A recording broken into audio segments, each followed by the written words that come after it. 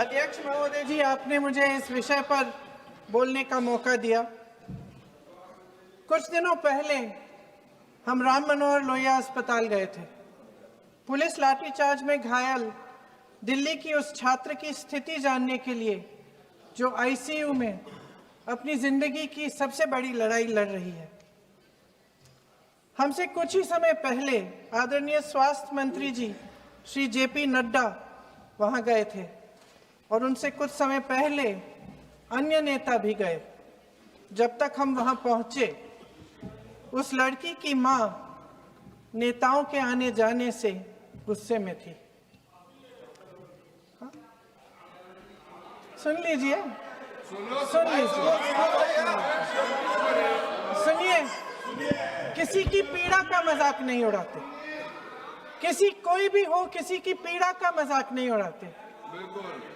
आप संसद में बैठे हैं, निशिकांत जी आप बना रहे हो। जब तक हम वहां पहुंचे, उस लड़की की मां नेताओं के आने जाने से गुस्से में थी। किस लिए आए हो? उसने आईसीयू के दरवाजे के बाहर खड़े होकर हमें पूछा।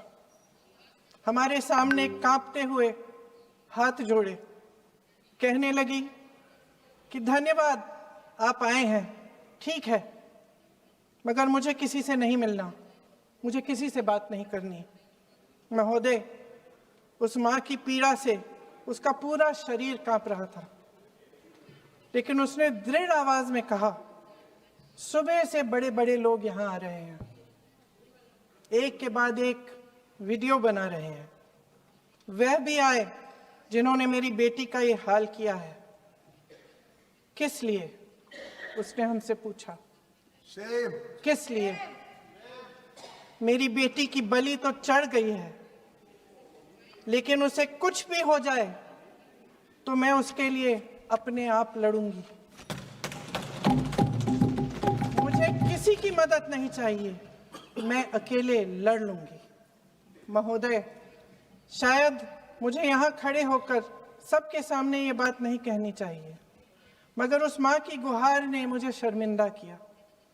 उसके दिल के टूटने की वो आवाज जो अस्पताल की दीवारों से में गूंज रही थी, मेरे मन में अभी भी गूंज रही है।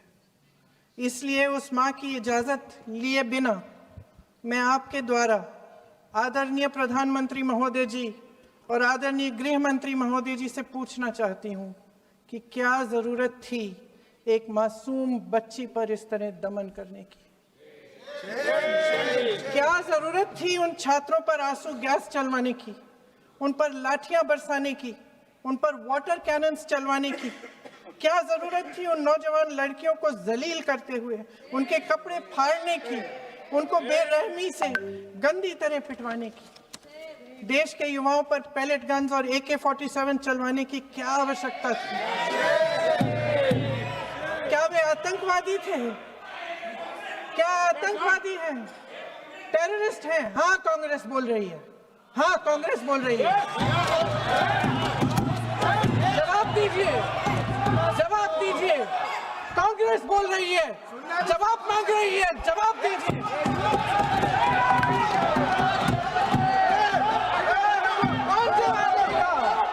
कौन जवाब देगा? गृह मंत्री जी जवाब देंगे। किसने ऑर्डर दिया? किसने ऑर्डर दिया पैलेट गन्स चलाने के लिए? किसने ऑर्डर दिया? आपके माध्यम से मैं पूछती हूँ अध्यक्ष महोदय, किसने ऑर्डर दिया? प्रधानमंत्री जी ने दिया? गृह मंत्री जी ने दिया? जवाब देंगे? पूरा देश पूछ रहा है, सिर्फ कांग्रेस पार्टी नहीं पूछ रही है, पूरा देश पूछ रहा है। अध्यक्ष महोदय, देश के माता पिता पूछ रहे हैं, छात्र पूछ रहे हैं, अध्यापक पूछ रहे हैं, पूरा देश आज ये पूछ रहा है। और आपकी जिम्मेदारी बनती है कि आप इस सवाल का जवाब दें। क्यों डरते हैं आप इस देश के नौजवानों से? क्यों डरते हैं आप इस देश की बुलंद आवाज से?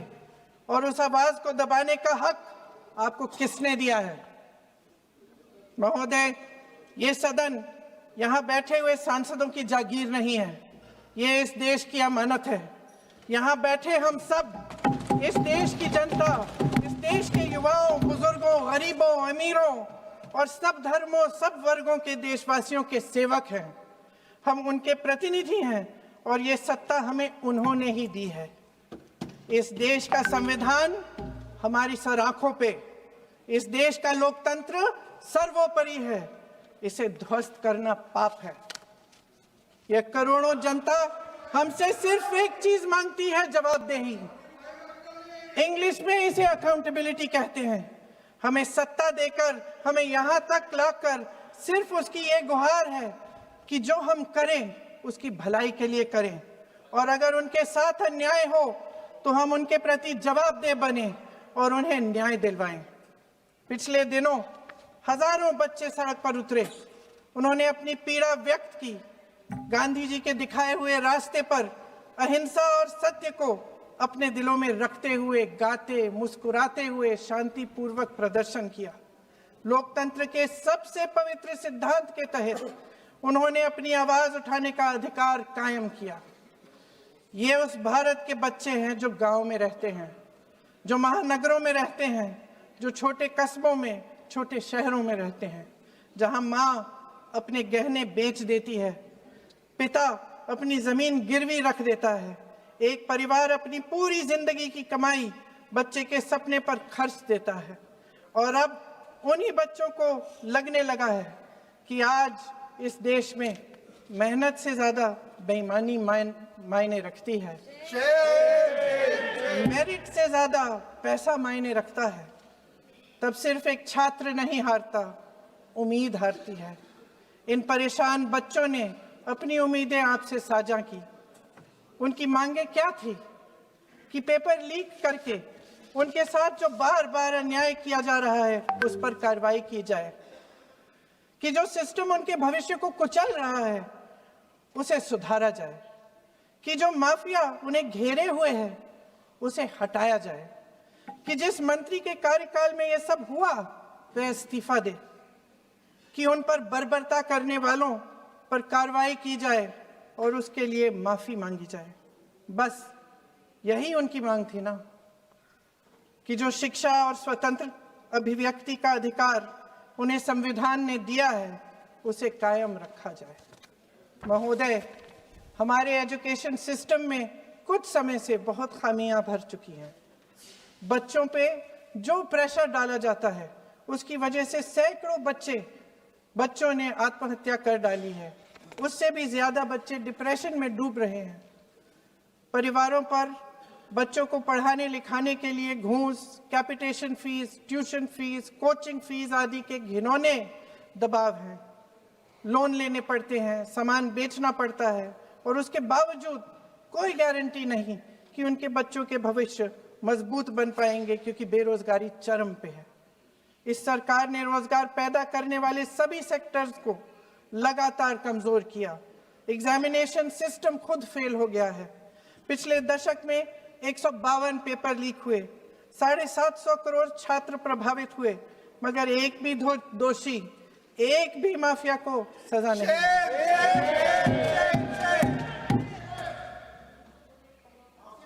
हमारे एजुकेशन में आरएसएस के प्रचारकों को भर भर कर उसे खोखला बना दिया है। जबरदस्ती एनटीए बनवाकर सिस्टम का केंद्रीकरण करके उसे और भी उलझा दिया। देश के कुल बजट में, हाँ जी जबरदस्ती, आपने अभी अभी सुना तमिलनाडु के हमारे साथी क्या कह रहे थे। देश के कुल बजट में एजुकेशन बजट की हिस्सेदारी हर साल बढ़ाने की बजाय घटती जा रही है। 1.4 लाख करोड़ रुपया का पूरा बजट एजुकेशन बजट है और 1.32 लाख करोड़ सिर्फ नीट देने वाले 22 लाख बच्चों के परिवारों से हर साल खींचा जाता है। एक और शर्मनाक आंकड़ा भी है। 1.4 लाख करोड़ रुपया हमारा पूरा एजुकेशन बजट और 16 लाख करोड़ रुपए जो मौजूदा सरकार ने बड़े उद्योगपतियों के लोन माफ किए हैं। सोचिए कि इस सरकार की प्राथमिकताएं क्या है। सच ये है अध्यक्ष महोदय कि जिस तरह अस्पताल में उस छात्रा की मां का विश्वास पूरे सिस्टम से हट गया है, उसी तरह देश के युवाओं का भरोसा इस पूरे सिस्टम से टूट चुका है। और जब इस तरह देश के भविष्य, हमारे युवा निराश होकर सरकार और सिस्टम से अपना भरोसा हटा देते हैं, तो उस भरोसे को फिर से बनाने के लिए सिस्टम के अंदर से जवाब नहीं ढूंढा जा सकता, उसके दायरे से बाहर निकलना पड़ता है, नए सिरे से ठोस प्रयास करने पड़ते हैं। अफसोस की बात यह है अध्यक्ष महोदय कि इतना हो जाने के बाद भी आदरणीय प्रधानमंत्री महोदय जी और उनके साथी इस सच्चाई को समझ नहीं पा रहे हैं। वे अभी भी ये सोच रहे हैं कि पीआर, नैरेटिव चेंज और पालतू मीडिया के सहारे एक बार फिर उनकी नैया पार हो जाएगी। परसों शिक्षा मंत्री जी ने शर्मनाक परिस्थितियों में अपना इस्तीफा दिया और कल यहीं मकर द्वार पर मेरे सत्ता पक्ष के सांसदों ने जिंदाबाद के नारे चिल्लाते हुए उनका संसद में ऐसे स्वागत किया जैसे मानो कोई सुपरस्टार पहुंच गए हैं।